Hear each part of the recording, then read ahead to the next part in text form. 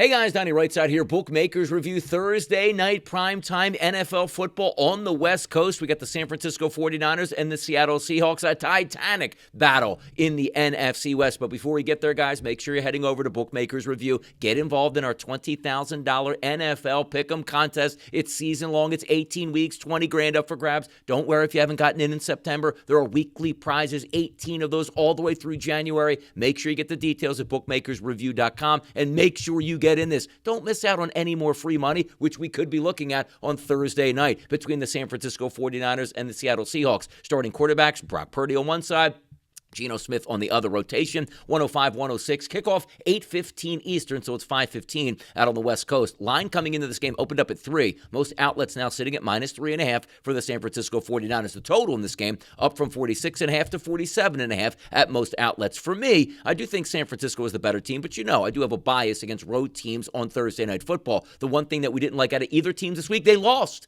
They lost to inferior opponents. The San Francisco 49ers blowing a double-digit lead at home to the Arizona Cardinals.